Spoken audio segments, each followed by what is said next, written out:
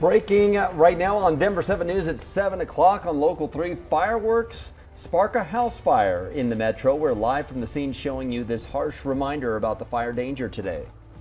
We want you to safely enjoy the 4th of July and the fireworks shows, so we're breaking down all of the shows you can check out in the metro.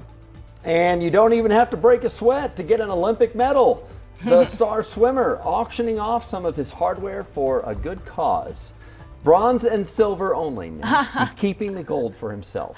Thanks for joining us. I'm Brian Sanders. And I'm Nicole Brady. Hey, happy 4th of July. And if you are staying up, waking up with us a little later this morning, Katie LaSalle is looking ahead to a pretty good forecast. Yeah, good morning, you guys. Happy Independence Day. It's going to be sunshine for the first half of this Monday, increasing clouds, very warm with a few storms popping up a little bit later, but overall pretty dry weather pattern for us here compared to yesterday across the state. Sun is shining this morning here in Denver, giving you a nice little time lapse of the sunrise this morning over Denver City Park. We'll stay under that clear sky here for the next couple of hours with increasing cloud coverage after about noon. Right now we're in the 60s, Highlands Ranch down into Castle Rock, 68 degrees currently in Boulder with 40s and 50s into many of our mountain towns. If you're out and about taking a walk this morning, taking the dogs out by 11 o'clock, already at 86 degrees for much of the metro area with daytime highs reaching the low 90s. As mentioned, we do have the chance for a few thunderstorms popping up. I'll take you through the hour by hour forecast when and where we're expecting those still to come.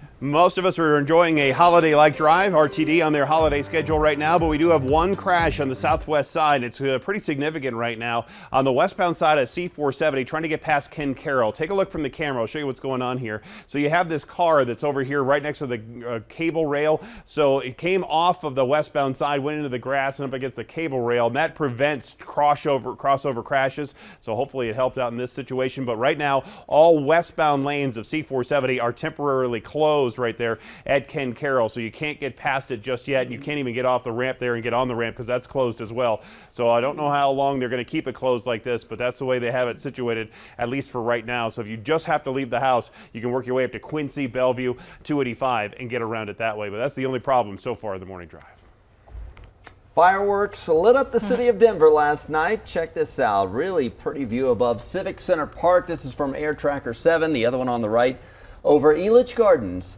And that was just Independence Day Eve. More cities will celebrate tonight. Yeah, Veronica Acosta is tracking all the professional displays you can watch. We want to start, though, with Christian Lopez at the scene of a house fire in Highlands Ranch, because, Christian, this is exactly what firefighters warn us about when it comes to doing our own fireworks. Yeah, it is, and thankfully everyone is okay, but it's a scary reminder about the dangers of fireworks and just how quickly they can spark a fire like this one. Let me show you the damage. You can see it right there. The worst of it was in the garage. That call came in at around 11 o'clock last night. South Metro Fire shared more photos of the damage, as well as firefighters rescuing the family cat. You can also see a firefighter giving the cat oxygen in one of those photos. Thankfully, crews were able to stop the flames from spreading. Investigators say that the fire was an accident because someone threw away fireworks into a plastic trash can inside the garage. Now the family was able to safely evacuate because of those smoke detectors that went off. And just a reminder, any fireworks that explode or go off the ground, those are illegal across Colorado. We are live in Highlands Ranch this morning. I'm Christian Lopez, Denver 7. All right, Christian, thank you. And neighborhoods impacted by the Marshall Fire are largely staying away from fireworks this year. Richard Morgan lives in Louisville, where you can see flags decorating many homes there, but in other neighborhoods, there are just empty lots where homes once stood. I don't think there's a whole lot of tolerance for, private fireworks. You see a lot of the damage already when you come into our neighborhood. So I think that's just affecting people's moods this year.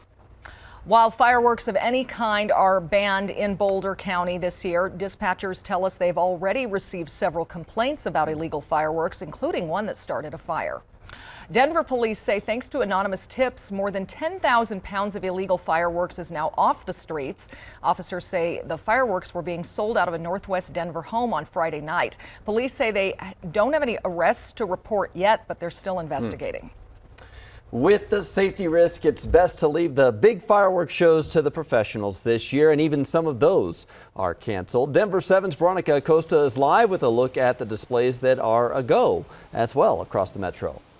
Hey, it's a pretty big day, and across the state, different cities are going to be putting on their fireworks shows. Meantime, some others are just deciding they're not going to go for it. They've canceled them for a couple of different reasons. So let's run you through where you can and where you can't watch some of those fireworks shows tonight. Over in Aurora, if you live there or you're anywhere nearby, some good news for you this morning. You can go and catch a fireworks show that's going to be over at the 4th of July Spectacular happening at Aurora Municipal Center, Great Lawn. And then Lafayette, they have a show there too at Wanaka Lake. Over in Loveland, good news for you too. The July 4th Festival, it's back this year. The fireworks show there starts right after 9:15 tonight. And of course, there are some places where there won't be any shows. One of those being right here in Denver. Most of those shows were over the weekend, actually. Over in Boulder, the show at Folsom Field was canceled because of worker shortages.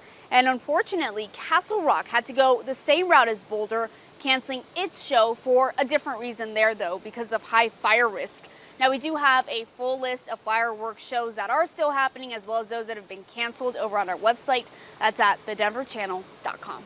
In Denver, I'm Veronica Acosta, Denver 7. Thank you, Veronica. Well, many of us enjoy the fireworks, of course, but our pets are not fans of the shows. The Denver Animal Shelter says it's already near at capacity with a lot of dogs waiting in the lost and found, and now they have staffing shortages, so any more pets they take in would add to the stress. It can be very difficult for our staff and all the animals that we already have here to just continue to take on more and more. They recommend just staying home if your pet is anxious, or you could turn the TV on in the background and just give them lots of treats to keep them from running away and let them know they're loved. Most importantly, don't take them outside to watch the fireworks. Denver Animal Shelter says its after-hours kennels will remain open today for those who are looking for a lost pet. 2 people attending the Rainbow Family Gathering in Northwest Colorado are now facing felony charges for fentanyl possession. Routt County deputies seized 55 grams of fentanyl on Sunday and made an arrest. And they also arrested someone on Saturday, allegedly with 15 grams of fentanyl. Remember, as of July 1st, Colorado law changed to make just 1 gram of fentanyl a felony. It is a dangerous, deadly opioid. The U.S. Forest Service estimates 9,100 people are attending the Rainbow Gathering. Authorities say they've taken 428 various enforcement actions, including arrests and violation notices. The event lasts through Friday. Well, in honor of Independence Day, you might see some fighter jet flyovers across the state. The Colorado Air National Guard will launch from Buckley Space Force Base around 10:30 this morning, and you can see the timing of their flyover starting in Telluride at 11, Silverton, Redstone, and then Granby at 11:30. The Greeley Stampede Parade also kicks off this morning. This one starts at 9. It'll have dozens of Longhorns followed by bands and other groups, and this is a long-time tradition. People that grew up around here, every year they have their spot that they come mark out, several days before, and that's what it's just that tradition. And this year we have more than 113 entries ready to line up and help celebrate our nation's independence on July 4th. So again, the parade starts at 9 a.m. and today is the last day of the Greeley Stampede this year. It will end with a fireworks show tonight.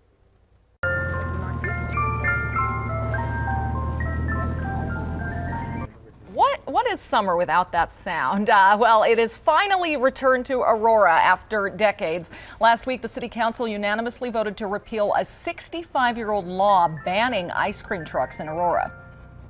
It's kind of bizarre.